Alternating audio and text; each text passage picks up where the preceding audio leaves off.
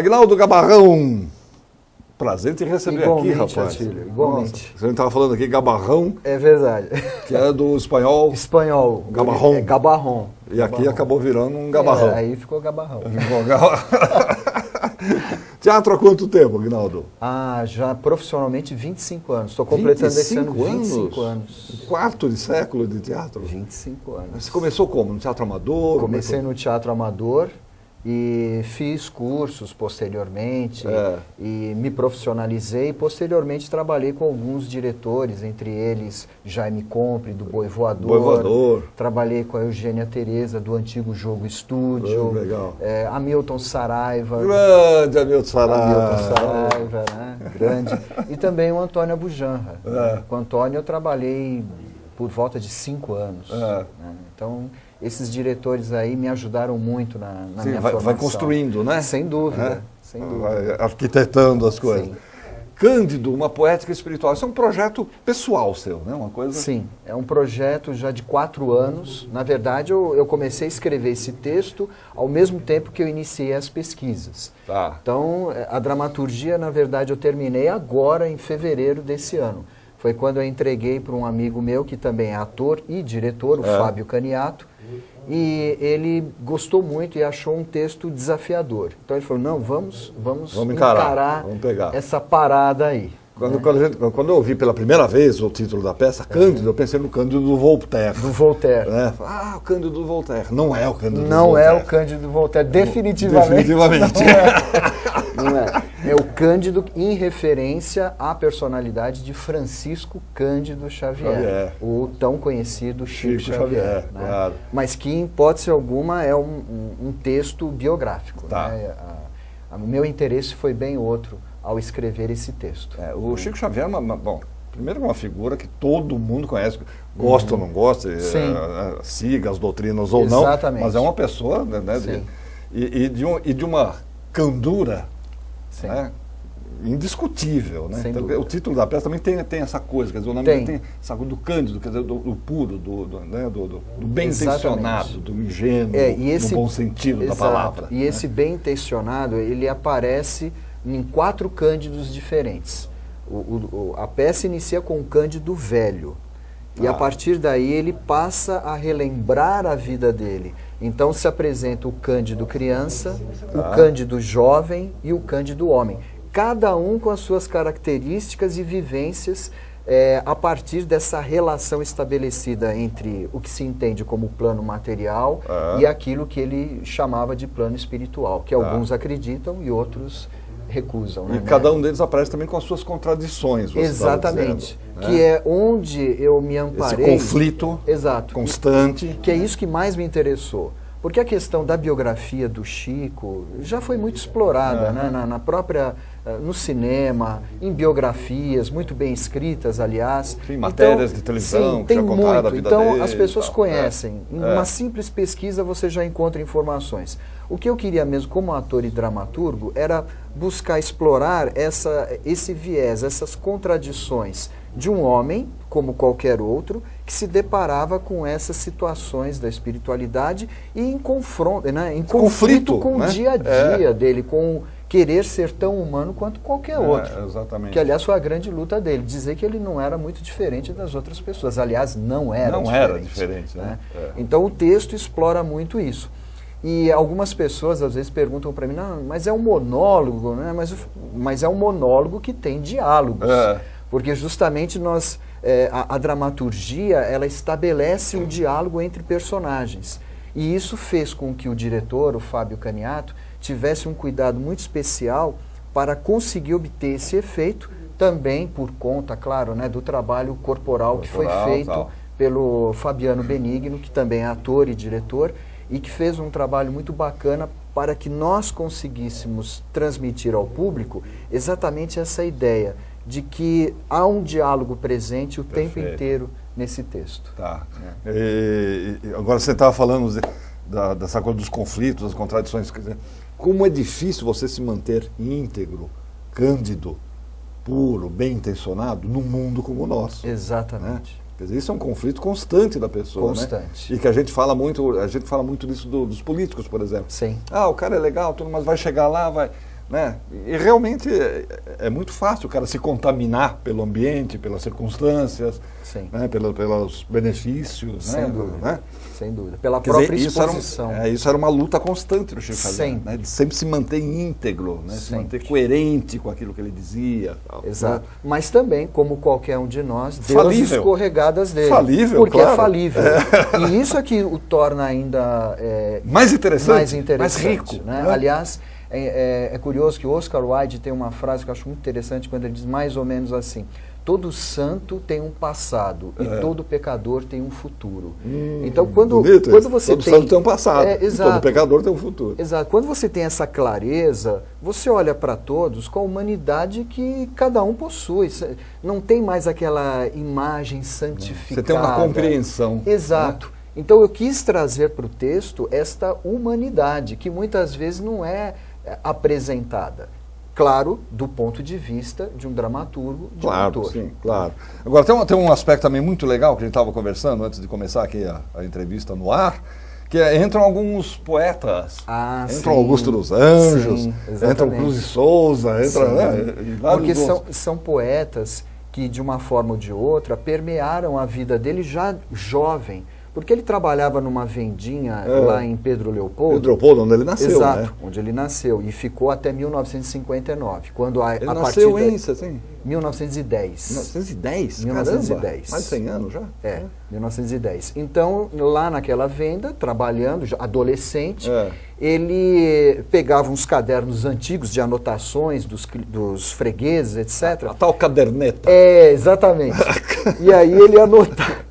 Ele fazia anotações de poemas, colagens, recortava jornais que tinham fotos de poetas. Colava nas cadernetas. Então você vê uma sequência de poetas parnasianos, pré-modernistas, que você pode até considerar o Augusto dos Anjos um pré-modernista, né? Porque ele tem uma linguagem muito sofisticada. E de outros, Cruz e Souza, e de uma série de outros poetas ele ia colecionando. E isso foi descoberto há alguns anos atrás, né? E foi trazido isso. Ou seja, é uma pessoa que já tinha um interesse muito forte também por poesia. Claro. Então você entende isso. Portanto, eu não poderia deixar na dramaturgia de trazer esses poetas. Eles se relacionam, ou seja, todas as poesias que são trabalhadas no texto, elas se relacionam com a própria vida dele. Inclusive, também eu busquei referências dos catireiros, dos poetas do Catira. Isso que eu te perguntar, onde que entra o catireiro nessa história? Exato, justamente porque pesquisando a região de Uberaba, Uberlândia e arredores, eu tive a oportunidade de conhecer uma pessoa muito interessante que é o senhor Gilberto Rezende, ele é um folclorista, um estudioso, talvez o maior estudioso de catira do Brasil. E ele publicou um livro que se chama Catira, a Poesia do Sertão. Tá. E nesse trabalho, na verdade, ele fez um resgate de tudo que estava na tradição oral, ele trouxe, registrou isso. Então tem os maiores catireiros da região, estão nesse livro. E eu consegui a autorização dele para utilizar alguns desses poemas, onde esses homens falando do sertão, falando da vida simples, eles fazem uma conexão com a própria vida do Chico. Então, legal. Alguns desses poemas, eles foram resgatados. Se conectam ali. Exatamente. Você esteve lá, né, nessa região, você fez a pesquisa lá. Também. Por exemplo, essa coisa da catira ainda é viva. Ainda é viva. Inclusive, o senhor Gilberto Rezende, durante 20 anos, ele deixou assim uma espécie de um evento, né, que ele produzia todos os anos, durante 20 anos, reunindo grupos de catira, de Uberaba, de Minas Gerais, do interior de Goiás, do interior de São Paulo, e eles vinham e se apresentavam. Hoje eu não sei exatamente em que pé estão esses eventos. Nos eventos, mas a catira grupos, em si... Sim, a catira continua existindo. Graças a Deus que esse Brasil resiste, sim, né, com certeza. Né? Toda essa massificação, essas manifestações resistem, né? Existem, são muito importantes, né? A gente tem umas fotos, eu pedi para ela não colocar, tem umas fotos do Aguinaldo Gabarrão no espetáculo Cândido, uma poética espiritual, que está lá no Viga. E essa foto aí, Valente. Se me permite um comentário rápido, a cenografia é toda feita de livros, né? Toda feita de livros. Então esses livros, eles vão sendo trabalhados ao longo do Você vai modificando a disposição dos livros, tá? Você vai montando coisas com eles. Exatamente. Legal, muito São bonito. 150 livros. 150 livros? 150 livros. Nossa, olhando ali parece que tem até mais. Esse figurino foi elaborado pela Ana Gris, a nossa figurinista. Ela fez uma pesquisa também se baseando no Arthur Bispo do Rosário. Arthur Bispo. Que ele trazia o Arthur Bispo, né? Ele era um artista, para quem não conhece, ele viveu muitos anos em manicômio, enfim. E produzia obras de arte a partir de qualquer coisa. Exato, e em roupa também. Ele trazia para roupa.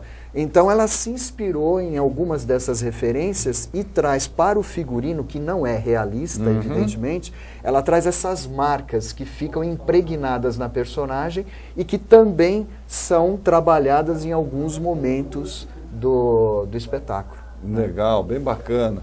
Quer dizer, você tem, o espetáculo ele não tem uma sequência cronológica, então ele é como se fosse um apanhado de impressões, uma coisa assim. Exatamente. Aliás, esse foi uma das preocupações do diretor, que fosse um espetáculo de sensações.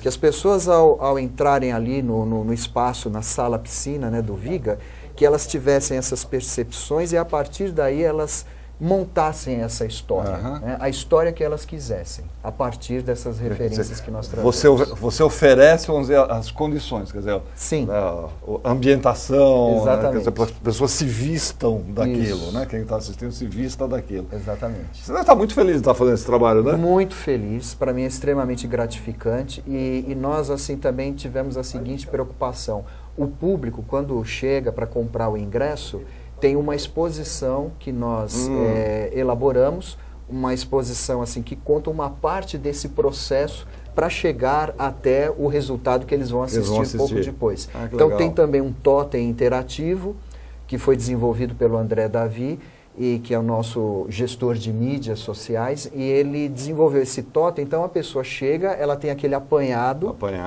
e a partir daí ela pode escolher nos vários subtítulos no totem, o depoimento de um dos profissionais que participaram do processo. Então, quando eles entram na sala, eles já têm referências sensoriais desse trabalho, do que vai ser visto. Legal. Mas a surpresa não deixa de existir por causa disso. Tem que ter, né?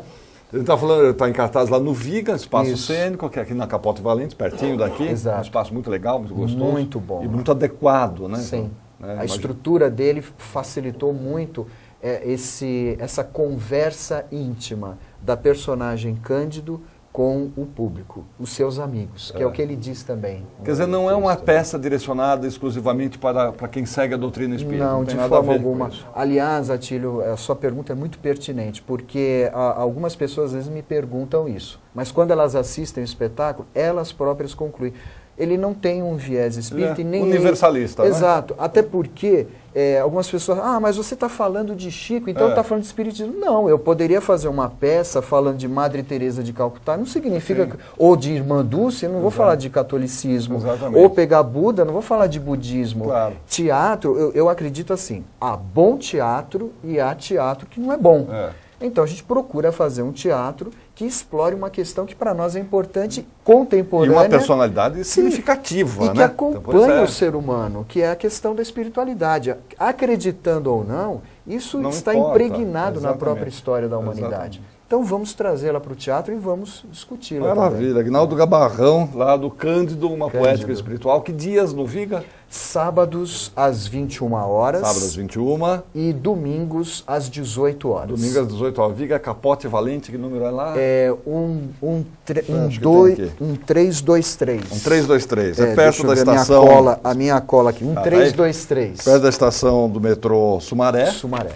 Um espaço muito gostoso, muito agradável. Né? E uma oportunidade de quem pouco conhece, mergulhar um pouco na história, na alma do Chico Xavier.